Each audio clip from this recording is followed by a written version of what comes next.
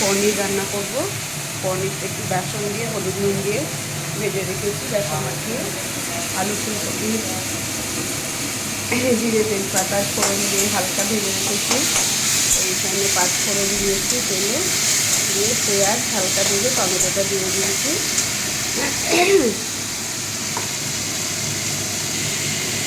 এবারে এখানে আমি টমেটো পেঁয়াজটা হালকা কষানো হয়ে গেছে, এতে 1 চামচ জিরে, 4টে কাঁচা লঙ্কা, হাফ চামচ মতন পোস্ত, আর এতে দিয়েছি 2 চামচ মতন পোস্ত আর হাফ চামচ কালো সাদা সর্ষে মিশিয়ে দিয়েছি, একটু আদা। এই পেস্টটা আমি এবার এতে দিয়ে দেবো।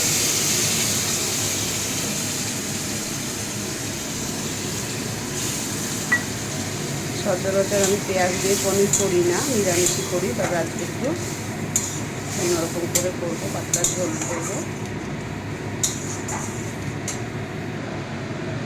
মশলাটা খুব বেশি কষাবো না, দিয়ে আমি এই ভাজা ফুলকপি আলুটা দিয়ে আবারও একটু নাড়াচাড়া করবো, ধীরে ধীরে একটু কষবো।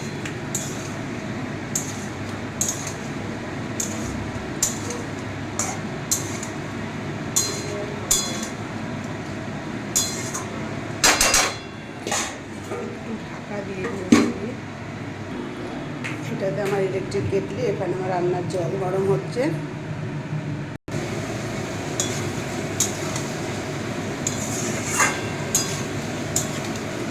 অল্প মশলা দিয়ে আমি করেছি এই পনিরের ঝোলটা।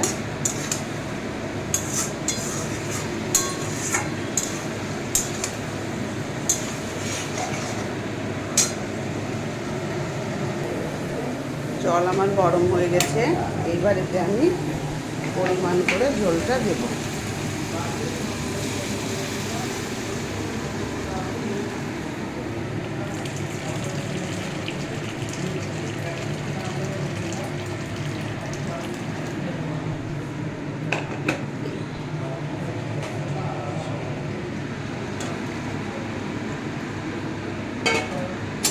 কালারের দরকার নেই, তার জন্য আমি লঙ্কার গুঁড়ো দেবও না।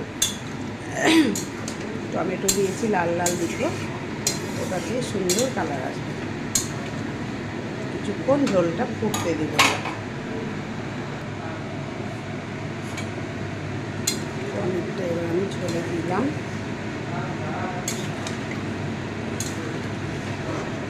আস্তে আস্তে একটু ফুটতে দেবো, 3-4 মিনিট মতো। আলু অলরেডি সেদ্ধ হয়ে আছে।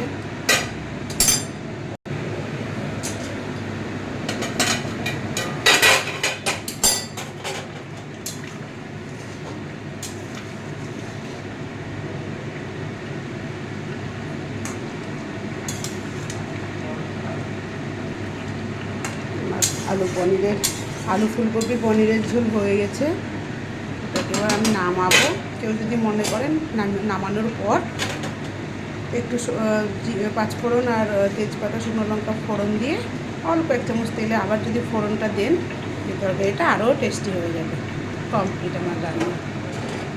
এবার এটাকে আমি ঢেলে ফোড়নটা আমি দিলাম না, একটু অল্প মশলা পাতলা ঝোল করবো বলে এটাতে আর ফোড়ন দিয়ে চড়ালাম না।